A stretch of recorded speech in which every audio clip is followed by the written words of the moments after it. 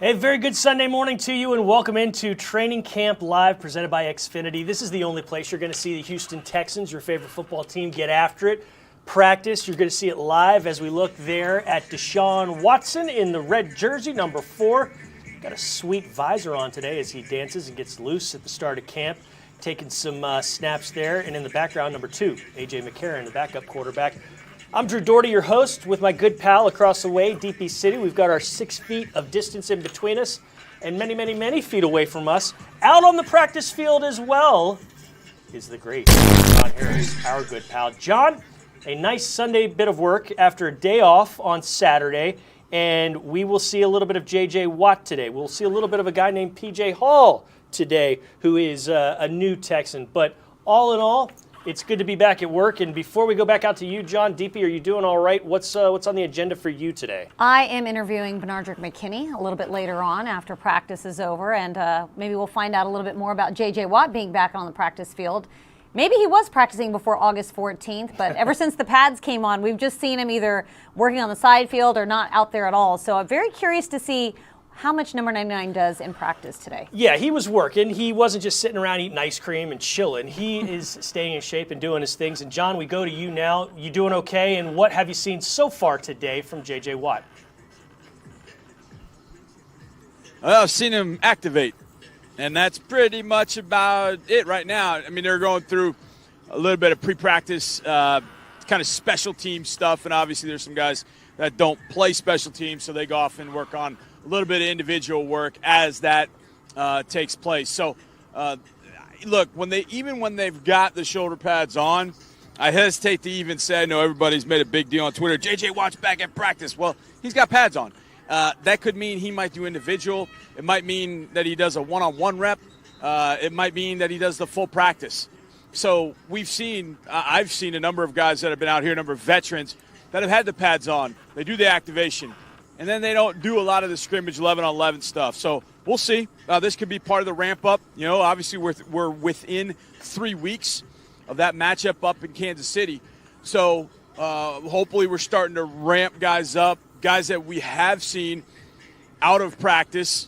They're in practice today. You know, Brandon Cooks, I see him dressed out. Will Fuller's completely dressed out. So hopefully, that's going to stick, and we're going to be able to see those guys throughout a full practice. And yeah, see how you it looks. said he activated today, and that's a fancy word for stretching and get loose. That's something we've heard activate around here the last 2, 3, 4 years.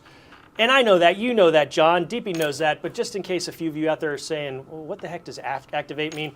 That's what that means. He stretched. He got loose, okay? He was getting set. I like to use activate in my everyday vocabulary now before I work good. out. It's a great word, yeah. I like to tell my family I'm going to activate. They don't know what it fancy, means, yeah. but it makes me feel super fancy. Johnny, with JJ not practicing out there, who's really been the beneficiary of getting all those extra reps? Who do you think has really gotten some more practice work out there? I think it's probably Charles Omenihu who's probably gotten most of that work. I think that Duke Ejiofor being out has given a lot of edge guys a little bit more with John Greenard getting some of those out on the edge, Jacob Martin getting those out on the edge. But on the inside, when JJ bumps inside, it's probably been Charles Omenihu. And to me, Charles Omenihu has been one of the I don't say bigger stories in camp, but he's one of the guys that I come out here going, dang, man, if this guy, you just look at the way he's built and you look at what he can do with his size and quickness and his length, he can be an absolute menace. And so I think it really benefited him to obviously have those reps when JJ was out. And even in practice, JJ's not going to have a ton of reps regardless if he's doing everything. He's not going to have a ton of reps anyway. So, Charles is going to continue to have a bunch of reps on the inside. Ross Blacklock is going to continue to have a bunch of reps on the inside. And I'm really curious to see today what P.J. Hall looks like. He's a guy that I covered at Sam Houston State. I think I called maybe 6 or 7 of his games. And in those games, and again, this is at the FCS level, but he just dominate. It was like a volume knob. It was like when he wanted to crank it up to volume 10 and blow everybody out, he would. But then there were times where it was kind of like, he was trying to catch his breath, go through the motions a little bit. But, boy, when he turned it up and cranked it up, he's one heck of an athlete. But he was, a little under the weather, not healthy when he got here. I don't know. He had to kind of get himself in shape and ready to go and reacclimate back to the heat.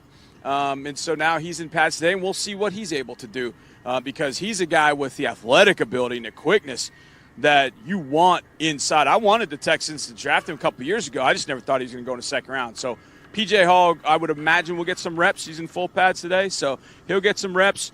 But I think Charles Omenihu is probably the biggest beneficiary. John Deepy, one of the many things that we love doing is taking questions from the fans. We love hearing where fans are from. So whatever way you're watching this, whether it's on Facebook, Twitter, or whatever, send us a question in the comment area below. Let us know where you're doing it from, and we will get to you as quickly as we can.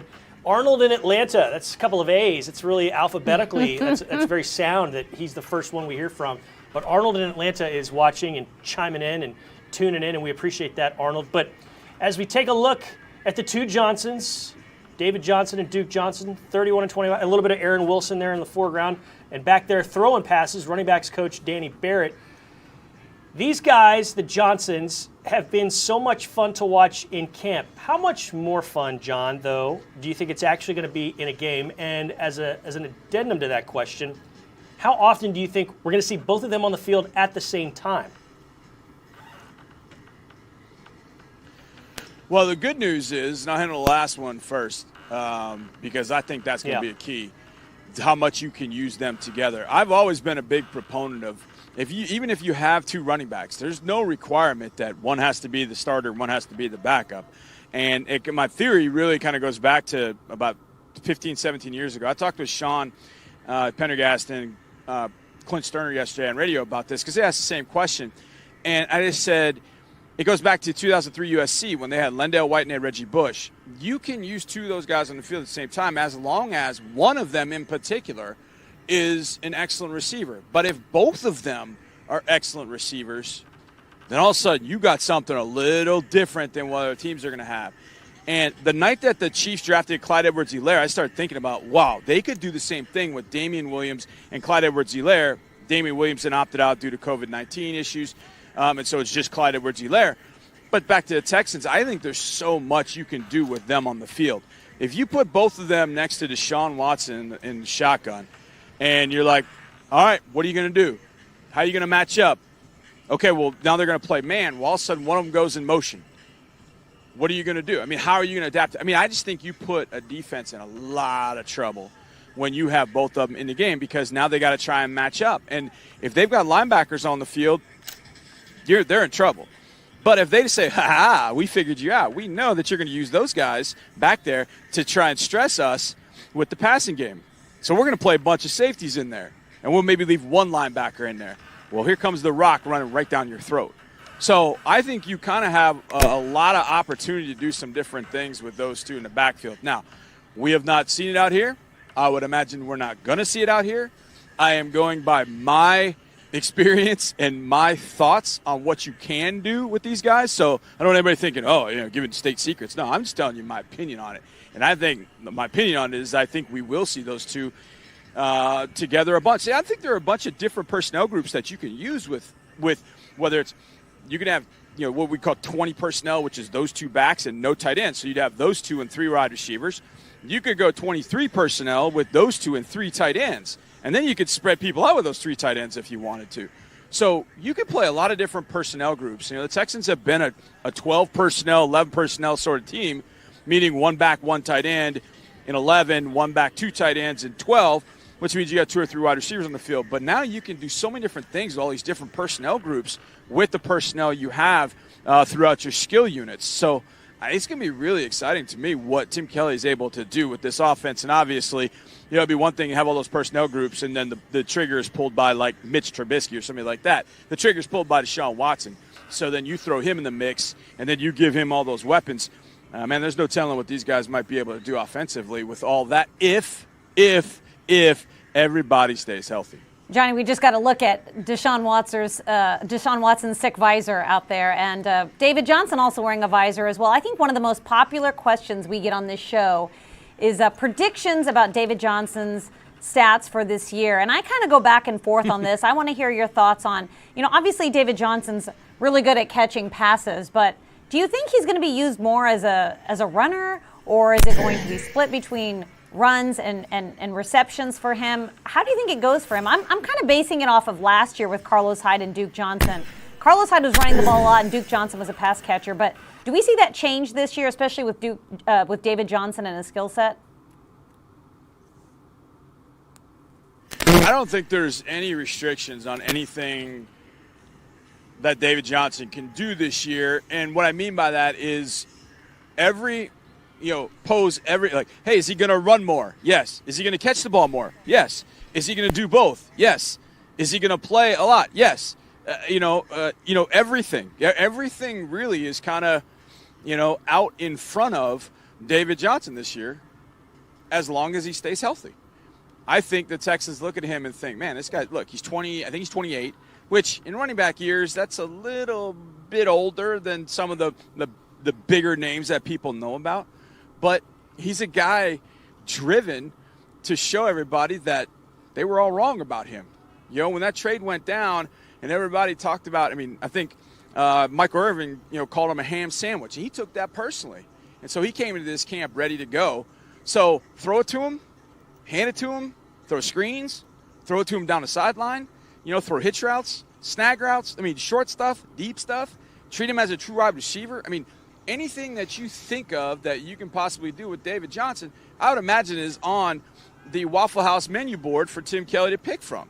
So it's not like, he's a waffle and that's all he can do. No, he's a waffle. He's scrambled eggs. He's chunked and covered. He's everything.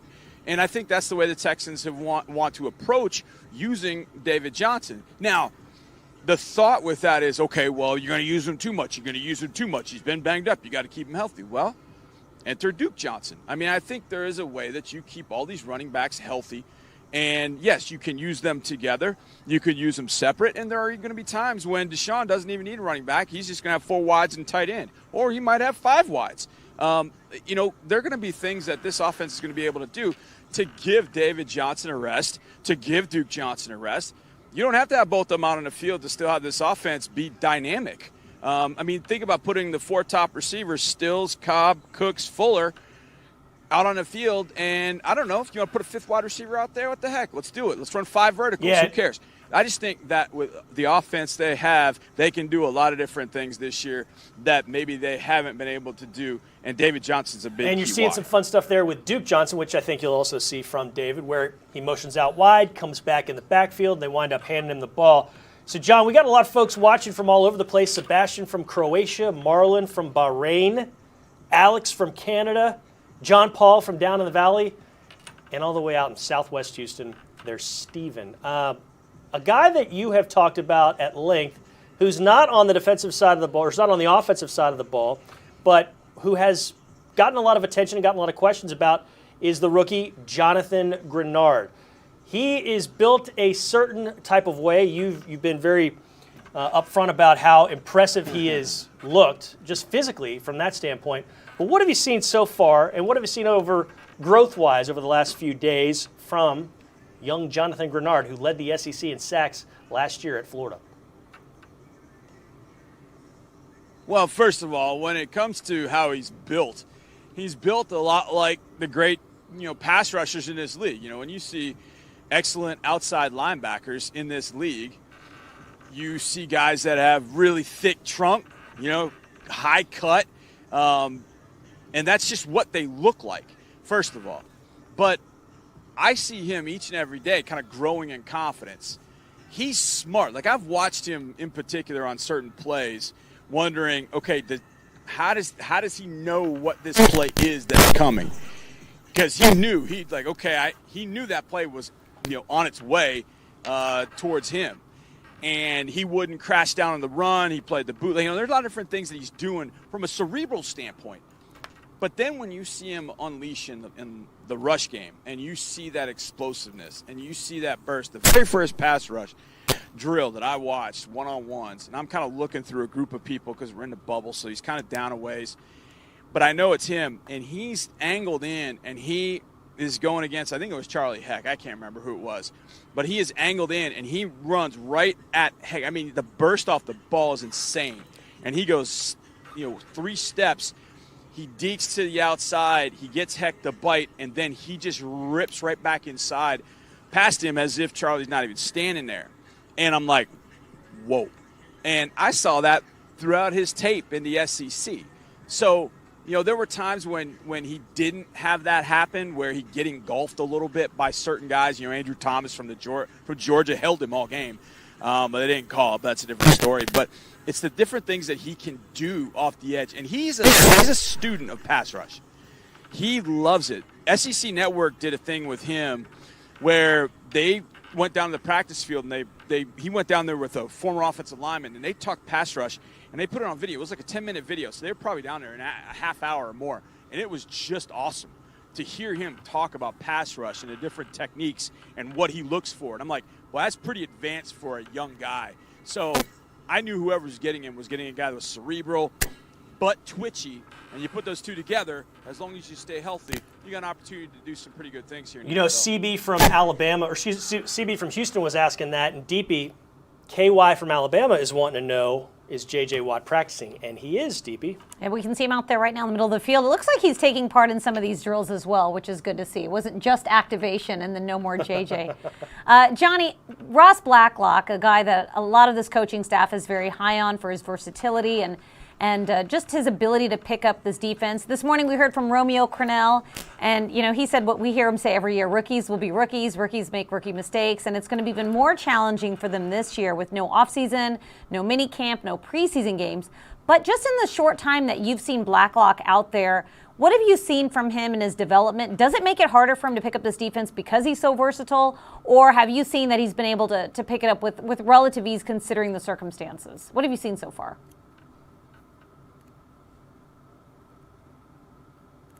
I mean, obviously, Deshaun Watson is a guy that I think about. Whenever anybody asks me about the playbook and rookies, I go back to Deshaun Watson. And I just remember that guy on Memorial Day,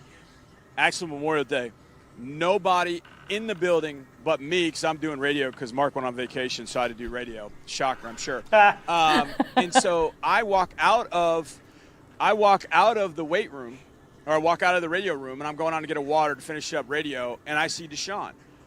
And he's coming out of the weight room. He's just soaked. And I was like, Sean, it's Memorial Day, man. What are you doing? He goes, no, man, I got work to do. And I was like, well, where are you going now? He's like, I got to study playbook. And I'm like, it's Memorial Day. He's the only guy in there. He's sweating throughout. I mean, just coming out of the weight room, having done a workout. And he was going down to the locker room. He was going to grab his Surface, and he was going to, go through the playbook and the Surface. And so when we went to the Greenbrier, he had as much of the playbook down as you possibly could have. I mean, he had it down cold. I mean, Bill O'Brien told us that. He said he had it down cold. And then obviously when you go out there, you got to put it to use. But he knew it. He knew it backwards and forwards. So hopefully in his virtual offseason, and then this time before training camp started, that's what these rookies did. And defense is a little different. There are certain packages you're not going to be in on. There's certain packages you will be in on. But you got to know your stuff inside and out. I think Ross you can tell he's getting it each and every day. The key for him is the ball is snapped. If you have any doubt, take the guy you're across from and whip him one-on-one like you used to at TCU.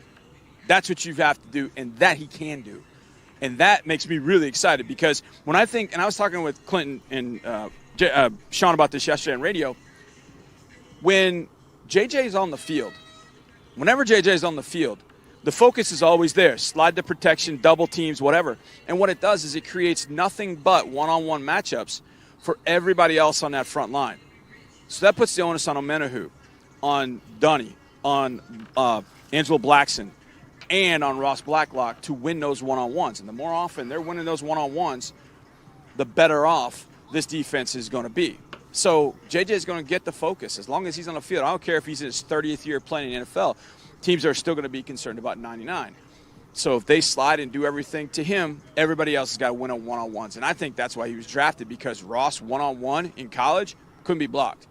And that's the hope here is against NFL interior linemen. He's going to win every time, but he is going to win a whole heck of a lot more than he loses. Okay, and speaking of one-on-ones, we see Bradley Roby as a guy who a lot of times matched up one-on-ones on other receivers. But we're going to swing now to a one-on-one that Mark Vandermeer did with a guy we were just talking about a moment or two ago, and what he did Memorial Day weekend in Deshaun Watson. No Memorial Day talk now, but this is Vandermeer and Watson one-on-one from Texans training camp today, a few days back.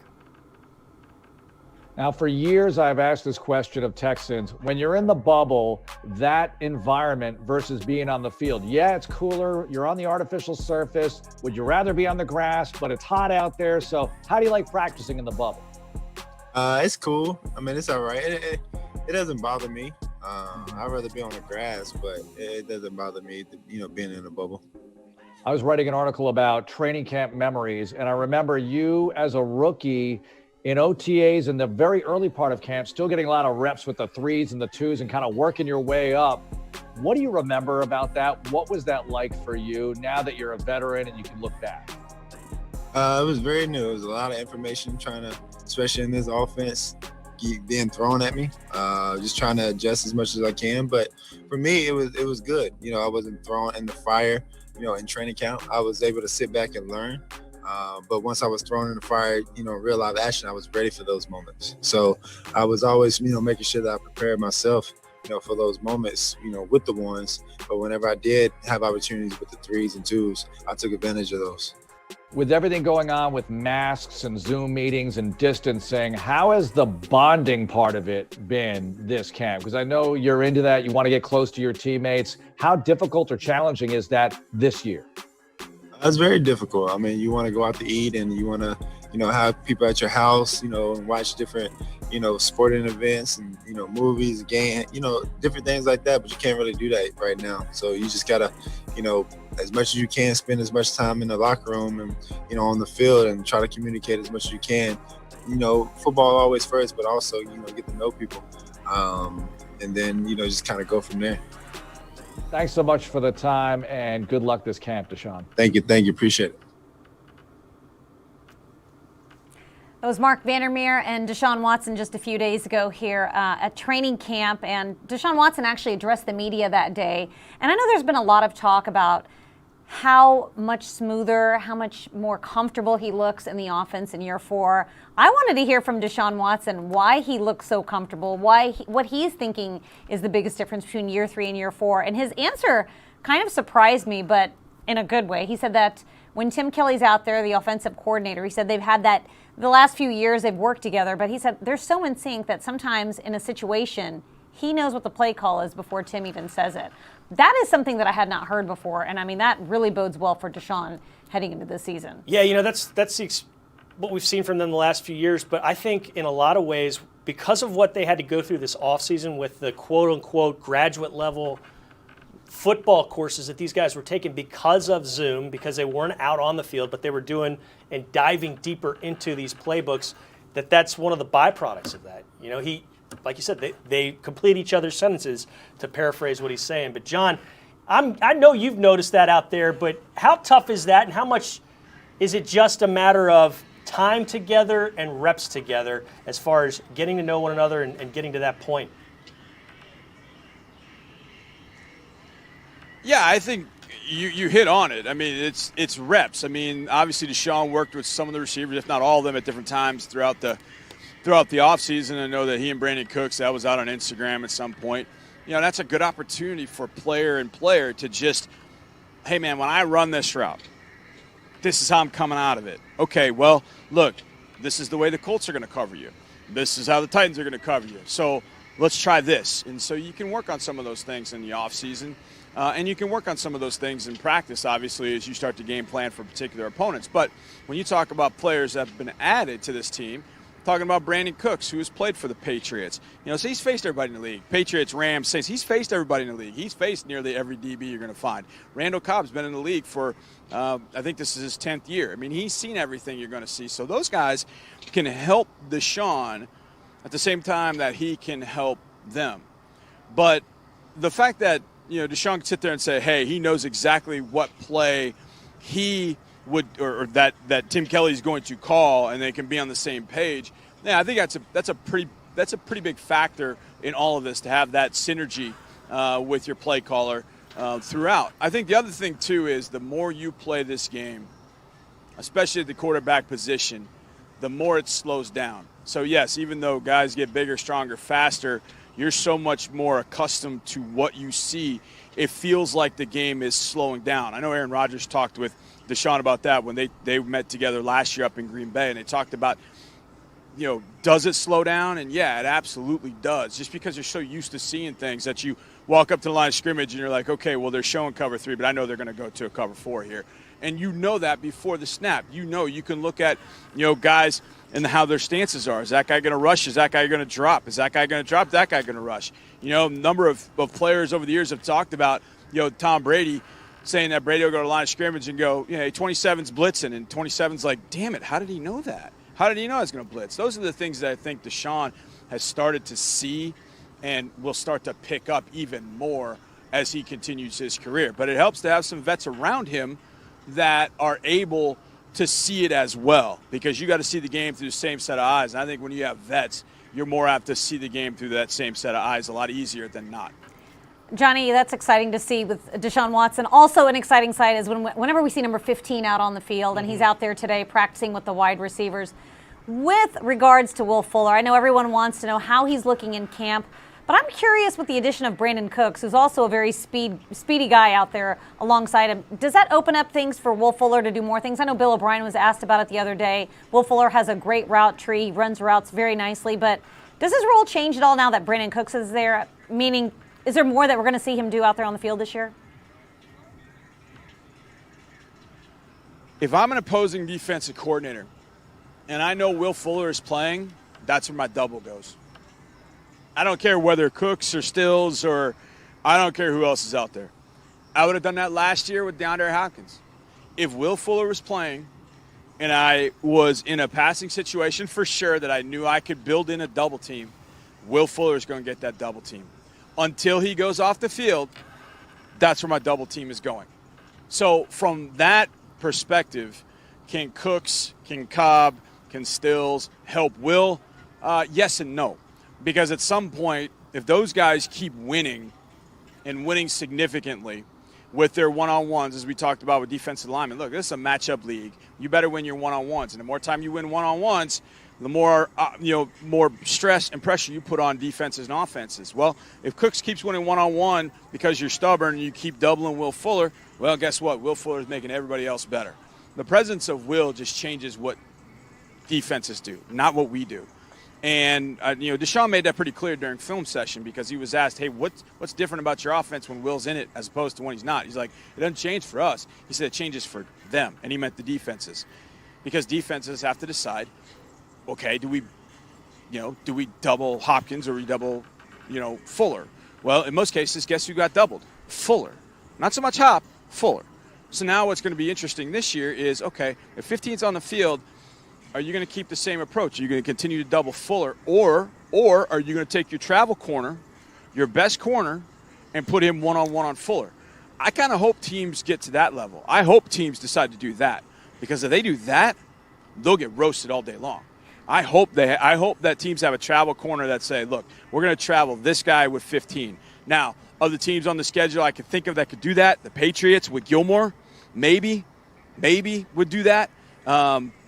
I know that they felt more comfortable with Gilmore going one-on-one with Hopkins because Gilmore doesn't run as well as Will does. But, we'll see. I mean, we'll see how they want to go about handling it. But to me, when Will's on the field, it just changes what defenses do because there should be a double team on Will Fuller at all times if you're a defense. I mean, that's what I would do. I would completely take him out of the game from that perspective and see if the other guys are going to beat me. And if they do, well, c'est la vie. Enjoy your pineapples after the game. C'est la vie to you, my friend. It's been good talking with you, John Harris. We always appreciate your insight, your wisdom, and your energy. Stay cool out there. It is a little cooler today, and we're glad you were with us. So, John Harris, many, many thanks. Take care. Okay, moving on. Roberval, I think I've pronounced that horribly incorrect, but Roberval from Brazil, or Brasilia, is chiming in and watching today. So is Marissa from Tennessee. I think I got that one right. John just basically answered Nick's question about is Will Fuller going to be the number one wide receiver? Yes, he will be. And Taylor has a pretty good one. Taylor wants to know any last-minute free agents the Texans could be interested in. Yeah, they're going to bring guys in, and you're going to see a name, an announcement probably coming out a little bit later today about a guy that they've brought in. And that's going to happen. That happens every single year at this time. as DP gets rid of a big hair. It was a spider, Drew. Oh, wow. I just removed a spider from inside it was just dropping from the ceiling. Wanted to join in on Texas Training Camp Live. Television, we love that. Live television on the web. But as far as last free, they're going to bring some folks in. I'm guessing that's also asking about the trade possibility of Earl Thomas. Adam Schefter is reporting that Earl Thomas will be either released or traded today. Ravens not gonna deal with him allegedly any longer. I don't see that happening. I mean, nothing surprises me now with the aggressiveness of Bill O'Brien, but I just don't see the Texans adding Earl Thomas to this mix.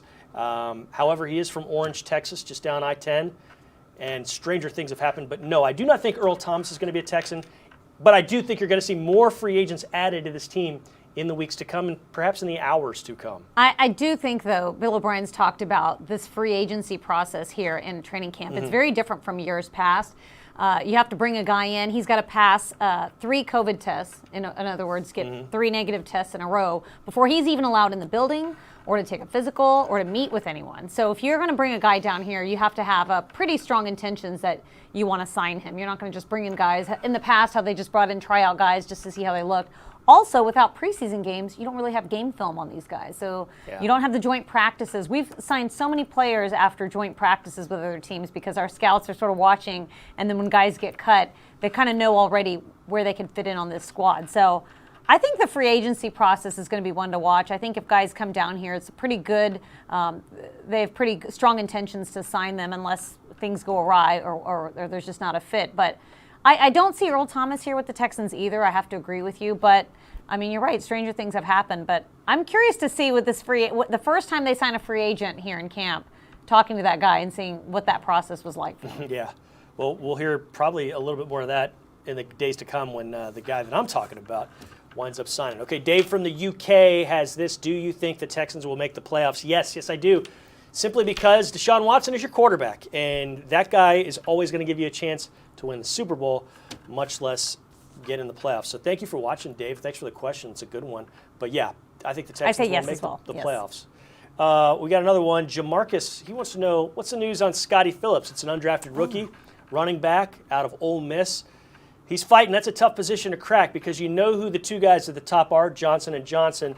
And behind them, you've got very capable guys in Buddy Howell, who has been lights out on special teams. I mean, he has been excellent the last 2 years. And this coaching staff loves Buddy Howell. As they should. They certainly do. Yeah. I mean, he's the type of guy they want around this team. And when he's had carries, which was basically in last preseason and a little teensy tiny bit in week 17, he's been productive. Now, behind him, you had a guy on the practice squad last year in Karan Higdon. He had played at Michigan, was a rookie last year, undrafted as well. He has flashed. He's done nice things. So it's going to be tough for Phillips to crack into there. And you also think and almost know that Cullen Gillespie, the fullback, is going to be part of that running backs crew that will be signed. So that's 3 right there in the 2 Johnsons and Gillespie.